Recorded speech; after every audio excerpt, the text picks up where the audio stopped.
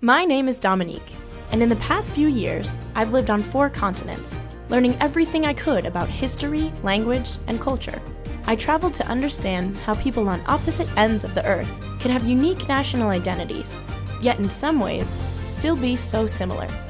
Somewhere along the way, I realized the one thing we all had in common: food. Something that always brings us together, a common denominator of the human race. I traveled the world to discover food as an expression of our identities, to discover who we are because of food and its ingredients.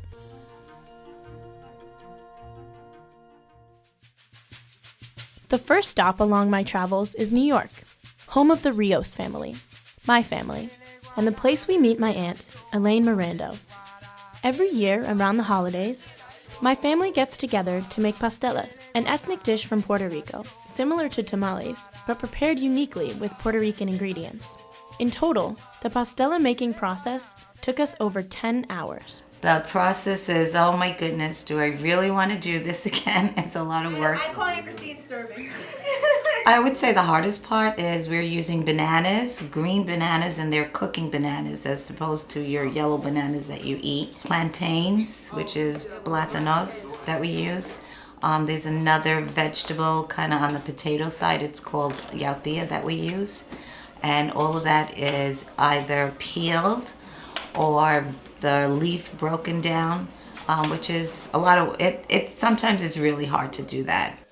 After you're grating everything all together, all the bananas and the plátanos and the yautía, that becomes like a batter that we call masa.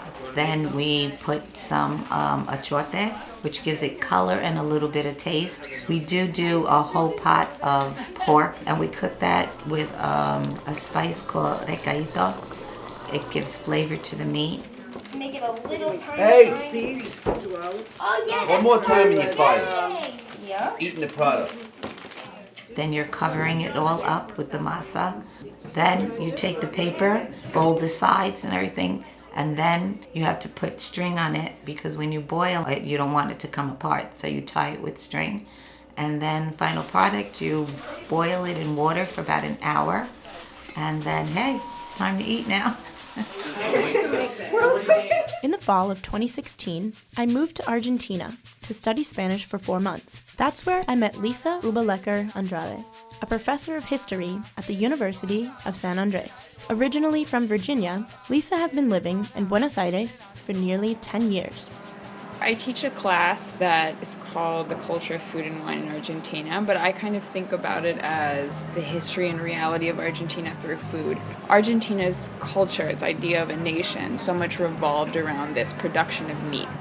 And the idea that the rest of the world eating beef is a luxury, but here was a source of pride for people. The asado is an event. It's a very masculine event in which the asador, the man who runs the asado, generally puts on like a food performance for his friends and for his family or whoever he's cooking for. The actual event, is often compared to a barbecue, but the difference is that it's also kind of like a love song to your friends, but through meat. It's not just something that you eat, that there's a performance aspect to really sort of valuing each cut of meat as a different individual subject, right? There's an amount of passion that each piece should taste differently. It has its unique way of being cooked. ¿Por qué pensás que el asado es muy importante para la gente acá? Porque creo que está dentro del tejido emocional, digamos, el asado, el comer la carne con hueso. De hecho se come con las manos, o sea, se agarra un pedazo de pan, un cuchillo. A ver. ¿Rica? El asado es el asado, pero el asado también tiene un aroma.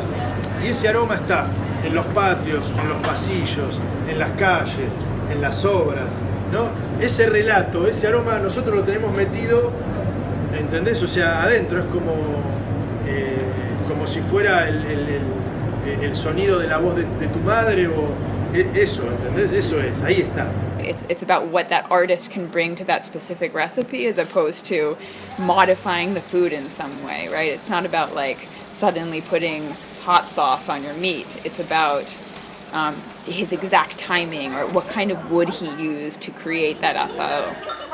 There's an idea of trying to maintain some kind of classic because that's what people want. I left Argentina in December, returning home in time for our annual Christmas tradition. My grandmother, Guadalupe Rios, is the matriarch of the family and the first Rios to learn how to make pasteles. I was born in 1932, almost 86 years ago. I never changed the recipe, and I always made them the same way my mother-in-law did.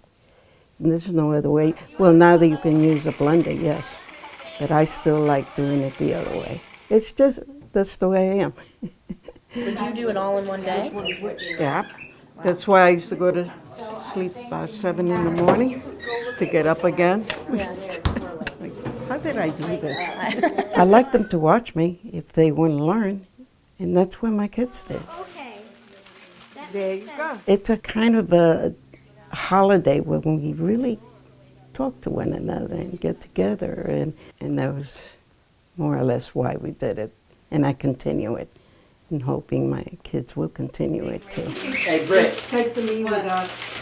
in like 40 years, are we gonna make these? Yes. 40 years? I don't know what I'm going to do in 40 years. I think that it's good for us to know that at least we could get our culture through food. If we're not doing it through language, we could at least get it through food and learn some of the language through the food. After spending a few weeks at home, I left for Dublin, Ireland. That's where I met Pádraig O'Gallagher, owner and executive chef of Gallagher's Boxty House at the center of Temple Bar. I had this idea I dreamt up in Venezuela when I was working for these Syrians. They used to make their pita breads, their flatbreads, and fill the center with koftas and different fillings and roll it. I was brought up on boxty, which is potato bread from the northwest of Ireland, from where I'm from, County Leitrim. And our pancake was a little bit similar, so I said, wouldn't it be great someday to come home and open an Irish restaurant? Food is becoming more central towards our way of thinking. I think, again, going back 28 years and go back further, go back 170 years to An Gorta Mór, the big hunger, or the great hunger, which was the potato blight and the devastation of the potato crop. The population fell from 8.5 million to a little over 3 million. And I don't think we've ever actually properly addressed it. We kind of brushed it under the carpet. So our relationship with food never really developed, even though we had fantastic food. There are 3 types of boxty: boiled, baked and pan boxty. The base ingredient for all of them are potatoes and flour. For the boxty pancake, you make a batter by adding milk and water. For the dumplings, you actually just knead it together and roll it out. And then the boxty loaf, again, you knead the dough, you add some butter to that, and then we have another product which are boxty fries. And they're boxty pancakes sliced very thinly and deep fat fried, and they're absolutely delicious. Lovely. You have to get you some now. And these guys are just Moorish.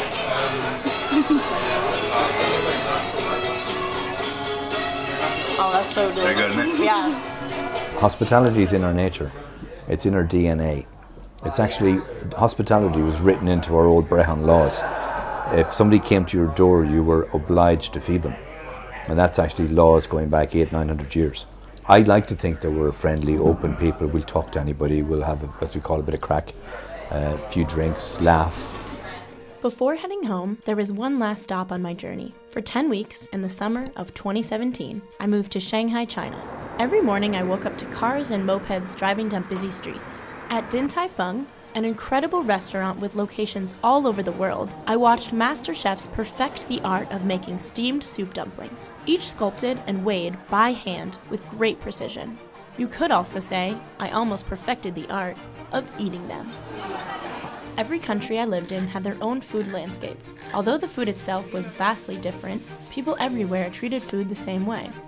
Food was a way to interact and participate in something integral to identity and culture.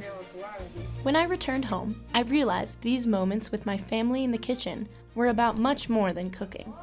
This is Grandma's signature food, but I don't know, it's kind of in competition with this one. Oh, that's a good one too. Let's see, Grandma. If it was just about pastelas, I mean, you can go out and just buy pastelas if you want to, but the thing about everybody coming together and just spending that quality time together, and making them is what makes making pastelas so much fun. Don't edit that out. Class it up a little. As much as it could get like crazy and loud, I think that's the best part. Just everyone coming together to do it and the tradition that's behind it. And Uncle George, did Kathy Mom get over here real quick? It's only once every year or every couple years, and like I said, just the tradition of it, I think, is just makes it worth it. Just the memories and like that our family's passing it on from generation to generation. As we grated plátanos and yautía, adding each individual ingredient, spending hours in the kitchen together, we created more than just food. We created memories and reflections of our heritage. During my travels in Argentina, Ireland, and China, simply by eating food, I had learned about the history, social trends, people, and their national identities. And I came to realize I was participating in something bigger than myself. Every day, I was taking part in my own culture, just by choosing particular ingredients, preparing certain dishes, cooking with my friends, and sharing meals together. And the whole idea is that our culture also revolves around food. You know, it's how we bring people together, it's how we communicate love, it's how we express ourselves. 15 minutes.